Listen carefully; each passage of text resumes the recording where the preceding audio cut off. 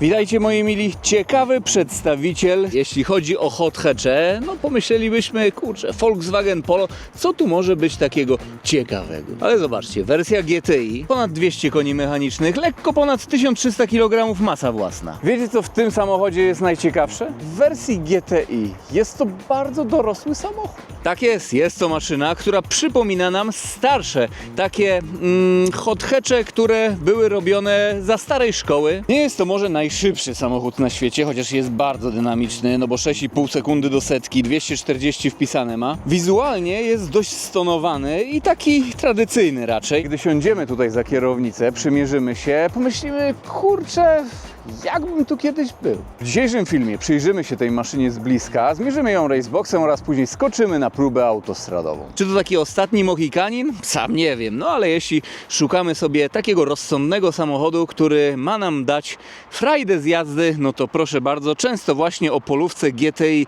zapominamy.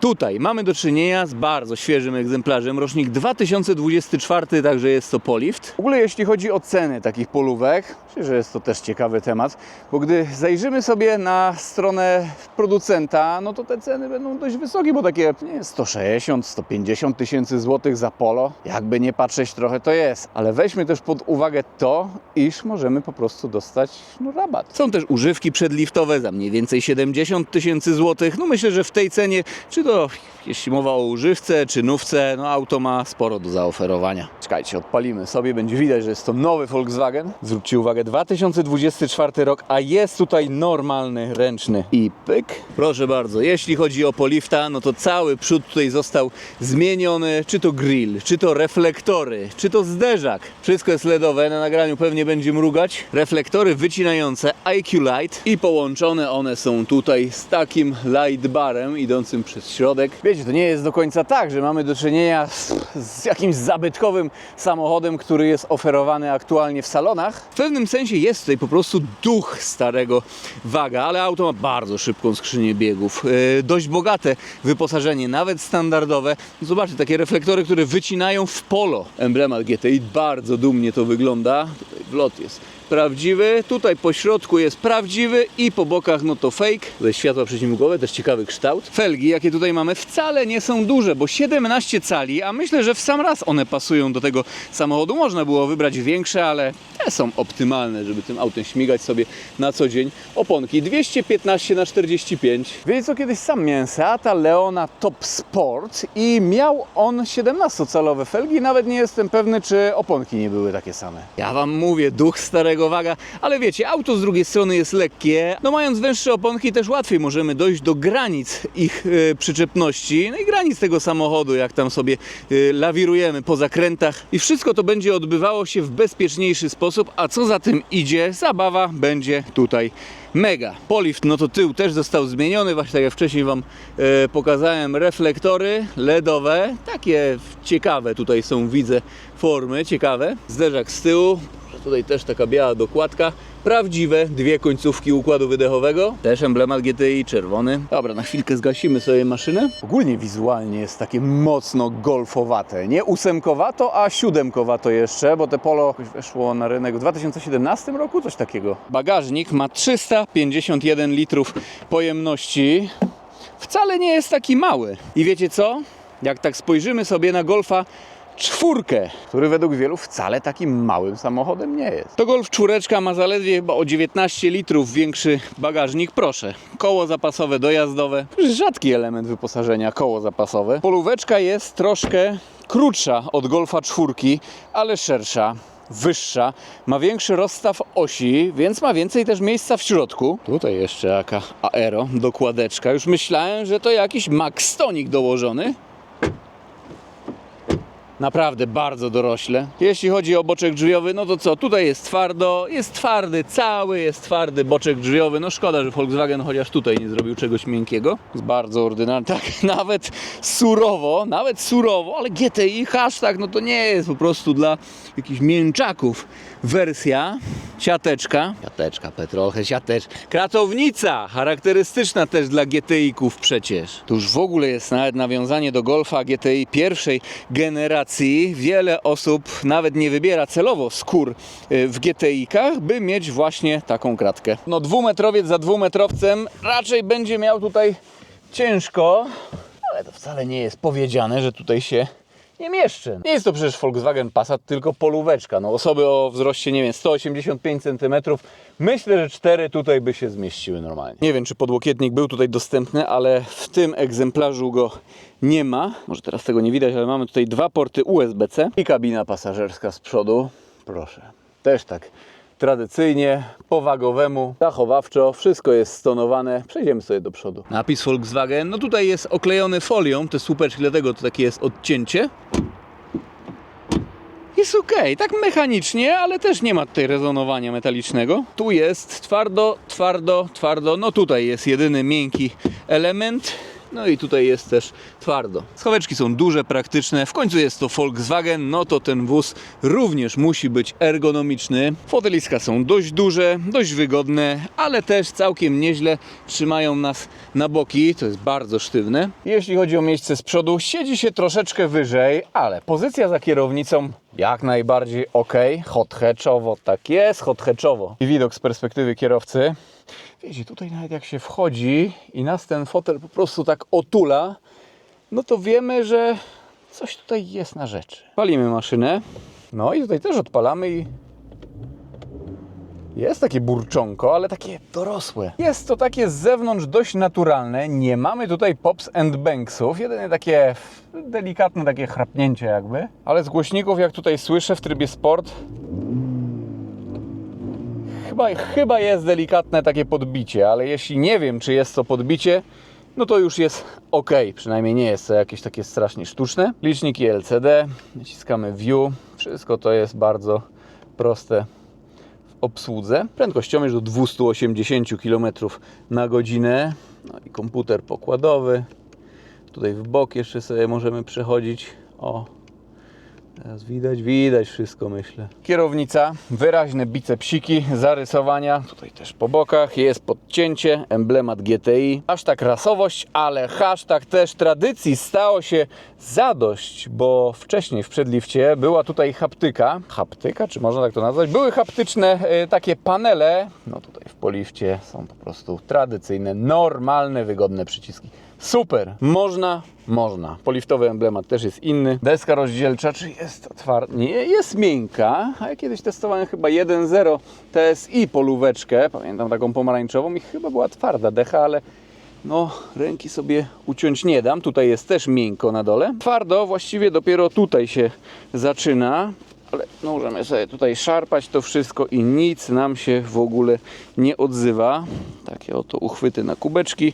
Tradycyjny też podłokietnik taki, tradycyjny podłokietnik to jeszcze byłby tutaj w pionie regulowany, to jest tylko w poziomie, no i otwierane, zawijki na rękawie. 2024 rok i taki numer. 2024 rok, a taki okazały Gałęcjusz, kawał Gałęcjusza, proszę bardzo. Już chyba w każdym wagu robi się ten dzyndzelek po prostu do takiego smyrania, a tutaj, no kurczę, nie wiem, ostatni Mohikanin, tak jak mówiłem, start-stop można wyłączyć, kontrola trakcji, mode, tryby jazdy, no to jest Eco, Normal i Sport. Weźmy sobie w Individual, dopasuj. No i tutaj układ kierowniczy, napęd, dźwięk silnika, Sport, tak, to jest podbicie, ale można to wyłączyć. ACC, tempomacik aktywny, klimatyzacja, w ogóle jeśli chodzi o multimedia, coś tutaj chcecie wiedzieć. Apple CarPlay, Android Auto, nawigacja, no to wiadomo, można sobie dokupić, ale jak ma się Android Auto czy Apple CarPlay, no to bez sensu. Media, radio, dobra, lecimy dalej. O, szumi. Schoweczek jest twardy wewnątrz, jak i z zewnątrz, ale jest, kto by się tym przejmował w tym aucie. Gasimy. Jeszcze zbliżenie może na dekor. Jest to plastik, po prostu polakierowany w takim połysku. Tutaj idzie też ten dekor. Ach jejku, teraz zwróciłem uwagę, jeszcze tylko na chwilę odpalamy, żeby pokazać Wam panel klimatyzacji. Jest odwrotnie jak z kierownicą. W przedlifcie były tutaj normalne przyciski, a w polifcie no już zrobiono powiedzmy takie no gładziki, no. Ale to tam powiedzmy jeszcze ujdzie. Myślę, że zdecydowanie częściej będziemy korzystać właśnie z przycisków na kierownicy, także można powiedzieć, jest ok. I pod maską, proszę bardzo, nie ma tutaj downsizingu, bo w poprzednim Polo GTI było 1.4 uturbione, czy nawet uturbione z kompresorem, nie pamiętam. Tutaj mamy normalne 2.0 TSI. Proszę, hashtag analogowość, jest normalnie badylek. Słuchajcie, takie świeżutkie TSI, więc nie ma tutaj wad, nie ma jakichś tam problemów z poborem oleju. Zobaczcie w ogóle, jak ono tutaj jest upchane, ale szacuneczek dla Volkswagena, że właśnie no taki silnik tu upchał. Właściwie jest to jednostka z Golfa GTI, tylko troszeczkę osłabiona. 207 koni mechanicznych, 320 Nm. Masa tego samochodu 1360 kg. 7-stopniowa automatyczna skrzynia biegów, dwusprzęgłówka oczywiście. Ej, tym samochodem sobie poszalejemy, ale jeśli chcemy jeździć normalnie, to tak jadąc krajówkami, to możemy nawet zejść tutaj do 5,5 litra ze zużyciem paliwa. Volkswagenem z dopiskiem GTI możemy sobie poszaleć, ale jak trzeba, no to też również po prostu korzystać sobie z niego na co dzień, bez problemu. Patrzcie w ogóle, zapomniałem. Nawet mamy tutaj Isofix z przodu. Proszę Państwa, nie jest to taka oczywista opcja. Zamkniemy maskę. Jeśli mowa o osiągach, no zobaczymy jak dziś będzie z trakcją, bo opony 215 producent deklaruje, iż ten wóz do paki ma 6,5 sekundy.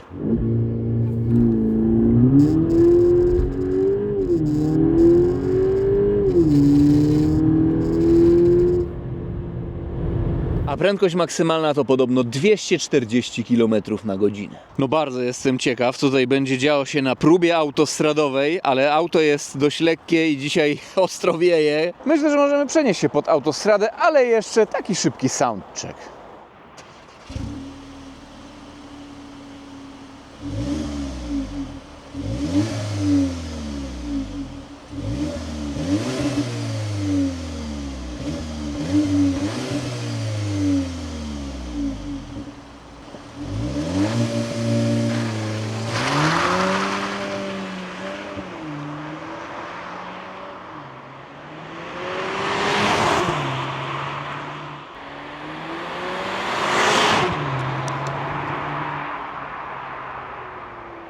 Jesteśmy na miejscu, paliłem maszynę, klimatyzacja wyłączona, od razu tryb Sport, tutaj S1.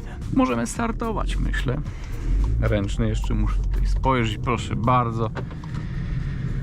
Jest oldschoolowo, nowoczesny samochód, ale trochę oldschoolowy jakby, ale to dobrze.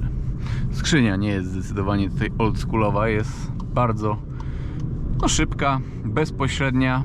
Co ciekawe, świeży wag, ale nie ma tutaj lagów. Jest bardzo bezpośredni. Średnie zużycie paliwa 6,6 litra było. Skasujemy sobie. Jadąc tutaj mniej więcej 110-140 km na godzinę. No i dobra, i będziemy jechać. Od razu 100-200 sobie zmierzymy. Jest tutaj lekkie podbicie z głośników i kurczę, troszkę te głośniczki słychać przy tym podbiciu, to jest ciekawe. No i teraz jest trochę wiatr z boku, trochę w mordkę, ale mimo wszystko przy 200 koniach w 20 sekundach się zmieściliśmy 100-200, 19,96. No i dobra, tutaj odpuścimy.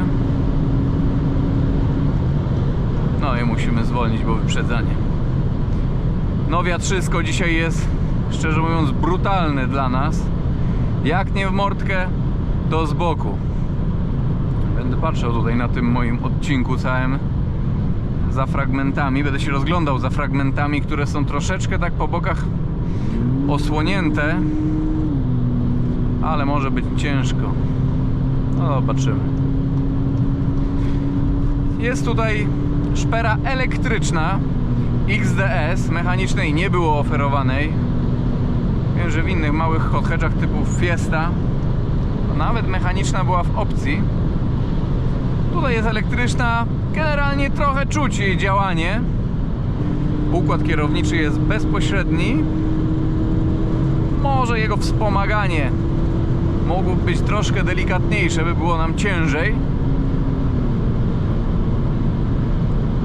Ale to takie kurczę, nie wiem czy jakiś inny jeszcze samochód taki jest na rynku, jakby w starym stylu hot hatchowy.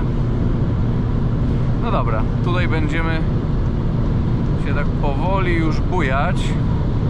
240 mówicie, ma wpisane ten samochód. Obroty przy 200 takich mniej więcej. 3400. No i dobra, i kigdę.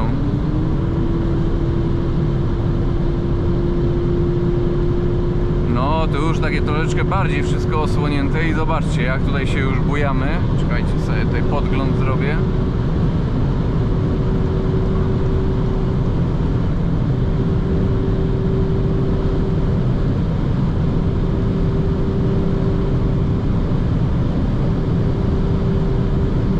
No, jazda. Lekko kropi deszczyk, ale się nie przejmujemy.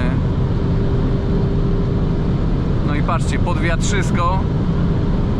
A mimo wszystko tutaj 240, no 1 km na godzinę dziabnięte polóweczką pod wiatr. Ale co by tutaj było, jakbyśmy jeszcze program zrobili? Ja pierniczę. Dobra, myślę, że tutaj nie ma sensu już cisnąć. Widzimy się na zawrotce. A nie widzimy się jeszcze na zawrotce, bo damy szybko tryb normal, bo eko to jest tutaj tryb żeglowania, a nie chcę trybu żeglowania teraz. Chcę 7 biegu. 140 km na godzinę, prędkości obrotowe 2446. 120. To jest lekko ponad 2000. No tak lekko ponad 2004 i stóweczka. Szybka akcja z obrotami, panie drogi. 1712 gdzieś. I średnie zużycie paliwa 17,2 litra póki co. Ja pierniczę, i zobaczcie, pokonaliśmy jeden łuk, teraz jeszcze bardziej się dociągniemy jakby w lewo. No i spójrzcie na turbiny wiatrowe, no ewidentnie będzie boczny wiatr. Teraz mieliśmy trochę pod wiatr. Zawrotka, zrobimy sobie szybki soundcheck, ale generalnie nie ma tutaj pops and banksów, nie ma tutaj DSG fartsów. Kurczę, takie dorosłe to polo jak cholera. Nie chcę tutaj z nami troszeczkę tak się Dźwięk silnika oczywiście jest słyszalny, ale tak wszystko wiecie. Nie ma tutaj śmiania się. No i proszę bardzo. Ale fajnie, kurczę, tutaj dociąga nas, no. No czuć w zakrętach, że ten samochodzik jest lekki. Niesamowicie on by tutaj po zakrętach ganiał, gdyby miał takie oponki, nie wiem, jakby tutaj takie 2-3-5 na przykład wsadzić. O kurczę, pieczone. Bo szczerze mówiąc, no patrzcie, jak na dzisiejsze czasy, zawieszenie jest dość sztywno zestrojone. Jak na dzisiejsze czasy 215 wcale nie jest szeroką oponą. No, taka normalna, w hybrydkach czy coś, to możemy spotkać takie opony. Ale w 200-konnym aucie, który ma 6 coś do setki. No i dobra, tutaj będziemy badać 100-200. Tylko sobie Toyotka tutaj. O, to był jedyny taki lag. Jak depnąłem, no to chwilkę tutaj auto potrzebowało, ale to takie typowe dla nowych wagów. No i z bocznym wiatrem 100-200 będzie. No, troszkę osłonięcie nawet. No i proszę bardzo, 18,94. Dobra, ja tutaj zwalniam, bo wyprzedzanie. Szczerze, ciężko będzie tutaj mi osiągnąć prędkość maksymalną, ale będę tutaj zwracał uwagę na ruch i na to, co się dzieje na horyzoncie na lewym oraz na prawym pasie. No tutaj mamy takie konkretniejsze przetrzymanie. No i teraz nawet troszeczkę chyba z wiatrem może być. Nie, ja odpuszczam, bo ktoś... No właśnie. Widzicie? Wyjechał pan. Ty, ale co to jest w ogóle? Mondeo? Mondeo i pierwszej generacji, proszę państwa! Jaki to jest już rzadki widok przecież na naszych... Czy na niemieckich, na każdych drogach. Ja pierniczę. Ale bym testował, ale bym opowiadał, w jakim ładnym stanie. No nic, mam nadzieję, że ten samochód, jak i ta próba autosalwa wam się niesamowicie wszystko podobało. Dobrze, chociaż osiągnęliśmy prędkość deklarowaną przez producenta, ale spokojnie, dałoby się tutaj pojechać trochę więcej. No i widzicie, no taki Hyundai ciśnie, widać, że depcze do dechy, bo 160, 170, 180. No, ale to takie lewy pas, nawet go możemy tak postraszyć, patrzcie. Ale powiem tak, strasznie swobodnie tym samochodem jedzie się po autostradzie, strasznie swobodnie. Takie przyspieszenie od 100 do 150, czy 150 do 200. Polóweczką, no. Pozdrawiam i do zobaczenia w jakimś kolejnym filmie, kolejnym odcinku. Na razie, trzymajcie się.